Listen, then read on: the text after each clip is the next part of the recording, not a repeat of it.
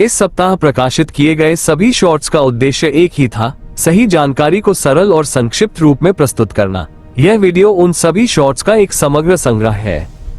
Topic number 1, सफेद संगमरमर में बसी एक अमर प्रेम कहानी ताजमहल। 17वीं शताब्दी में मुगल बादशाह शाहजहां ने इसे अपनी प्रिय पत्नी मुमताज महल की याद में बनवाया। कहा जाता है कि मुमताज की मृत्यु के बाद शाहजहां का दुख इतना गहरा था कि उसने इस प्रेम को अमर करने का संकल्प लिया। करीब 20,000 कारीगरों ने लगभग 22 वर्षों तक मेहनत कर इस अद्भुत मकबरे को आकार दिया। ताजमहल की हर नक्काशी, हर गुंबद और हर पत्थर प्रेम, समर्पण और कला की कहानी कहता है। आज ये सिर्फ एक इमारत नहीं, बल्कि दुनिया को ये याद दिलाने वाला प्रतीक है कि सच्चा प्यार समय। टॉपिक नंबर 2, महान दीवार चीन की सिर्फ एक दीवार नहीं है, बल्कि यह मानव इतिहास की सबसे महत्वाकांक्षी संरचनाओं में से एक है। लगभग 2000 साल पहले इसकी शुरुआत हुई, जब चीन के पहले सम्राट चिन शी हुआंग ने अलग अलग राज्यों की दीवारों को जोड़कर एक विशाल सुरक्षा प्रणाली बनाने का आदेश दिया। इसका उद्देश्य उत्तर से आने वाले आक्रमणकारियों, खासकर घुड़सवार जनजातियों को रोकना था। समय के साथ साथ हान, सुई और मिंग वंशों ने इसे और मजबूत व लंबा बनाया। आज जो दीवार हम देखते हैं, उसका अधिकांश हिस्सा मिंग वंश के समय का है, जिसे पत्थर, ईंट और मजबूत गारे से बनाया गया था। ये दीवार पहाड़ों, रेगिस्तानों और घाटियों से होकर लगभग 21,000 किलोमीटर तक फैली हुई है, जो इसे दुनिया की सबसे लंबी मानव निर्मित संरचना बनाती है। महान दीवार सिर्फ रक्षा के लिए नहीं थी, बल्कि यह व्यापार मार्गों की निगरानी, सीमा नियंत्रण और संचार का भी एक अहम साधन था, जहां से सैनिक धुएं और आग के संकेतों से संदेश भेजते थे। इसके निर्माण में लाखों मजदूर, सैनिक और कैदी लगे, जिनमें से कई ने कठिन परिस्थितियों में अपनी जान भी गंवाई। समय बीतने के साथ ये दीवार युद्धों को पूरी तरह रोक नहीं पाई, लेकिन ये चीन की शक्ति, संगठन और सांस्कृतिक पहचान का प्रतीक बन गई। आज महान दीवार चीन की ऐतिहासिक विरासत का गौरव है, जो हमें याद दिलाती है कि इंसान जब सुरक्षा, सत्ता और स्थायित्व की तलाश में होता है, तो वो पत्थरों से भी इतिहास लिख देता है।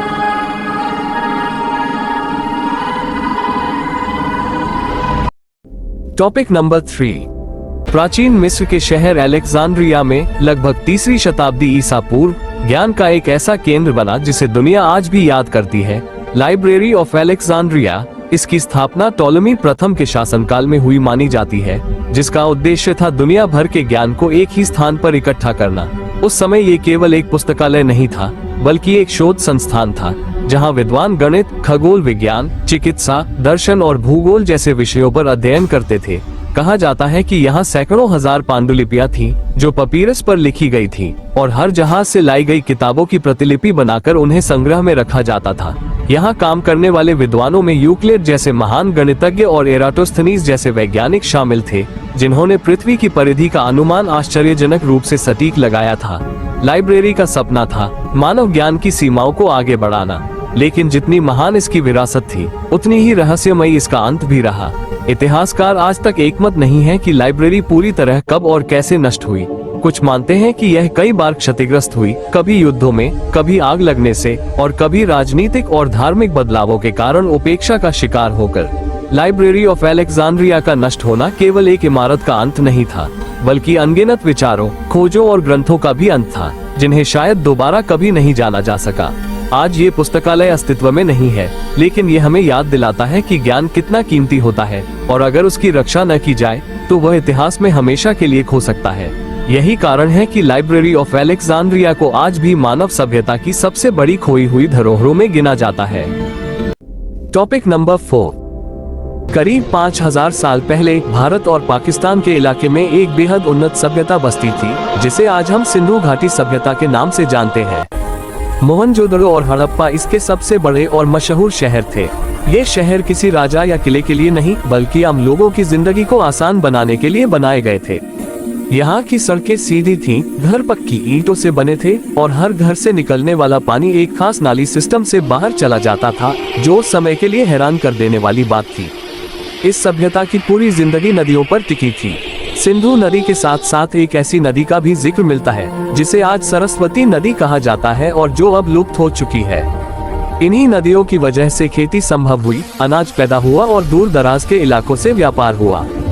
खुदाई में मिले अनाज के भंडार और मुहरें इस बात का सबूत है कि यहाँ की अर्थव्यवस्था मजबूत थी।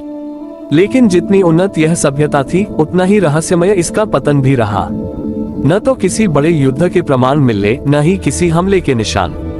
माना जाता है कि समय के साथ नदियों का रास्ता बदल गया, कहीं सूखा पड़ा तो कहीं बाढ़ आए। जब पानी ही नहीं रहा तो लोग धीरे धीरे इन शहरों को छोड़कर दूसरी जगहों पर बसने लगे। आज मोहनजोदड़ो और हड़प्पा के खंडहर हमें याद दिलाते हैं कि विकास कितना भी बड़ा क्यों न हो, अगर प्रकृति का संतुलन बिगड़ जाए तो पूरी सभ्यता भी इतिहास बन सकती है।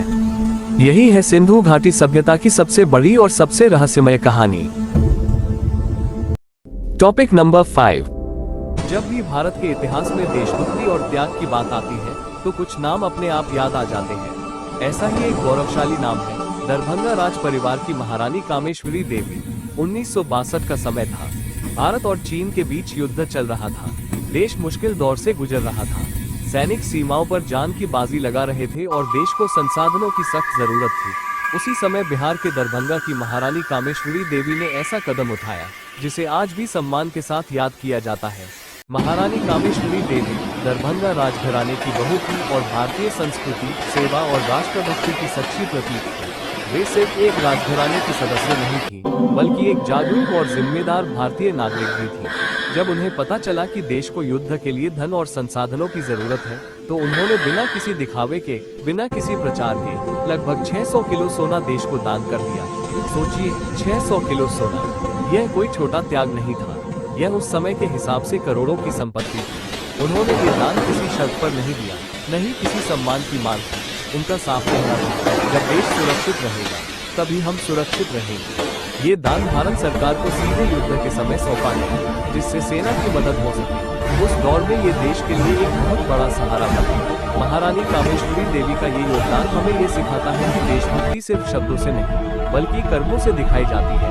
उनका जीवन सादगी, सेवा और राष्ट्र के प्रति समर्पण का उदाहरण था। आज भले ही उनका नाम इतिहास के पन्नों में थोड़ा दब गया, लेकिन उनका बलिदान और त्याग हमेशा भारत के स्वर्णिम इतिहास में चमकता रहेगा। दरभंगा की महारानी ने ये साबित कर दिया कि सच्चा सोना सिर्फ तिजोरी में नहीं, बल्कि देश के लिए किए गए त्याग में होता है।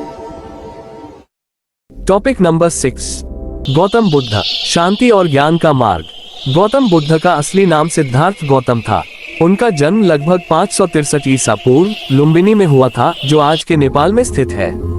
उनके पिता राजा शुद्धोधन कपिलवस्तु के शासक थे।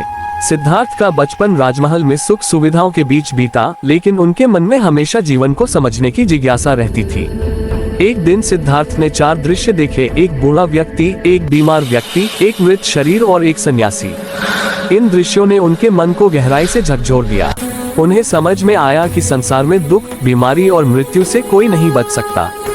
तभी उन्होंने सच्चाई की खोज का निश्चय किया। 29 वर्ष की आयु में सिद्धार्थ ने राजमहल, परिवार और सुख सुविधाएं छोड़ दी और सन्यासी बन गए। कई वर्षों तक उन्होंने कठोर तपस्या की, लेकिन उन्हें ज्ञान प्राप्त नहीं हुआ। अंत में उन्होंने मध्यम मार्ग अपनाया, न ज्यादा भोग, न ज्यादा कष्ट। बोधगया में पीपल के वृक्ष के नीचे ध्यान करते हुए सिद्धार्थ को सच्चे ज्ञान की प्राप्ति हुई। इसके बाद वे गौतम बुद्ध कहलाए। उन्होंने 4 आर्य सत्य और अष्टांगिक मार्ग का उपदेश दिया, जिसमें अहिंसा, करुणा, सत्य और सही आचरण पर जोर दिया गया है।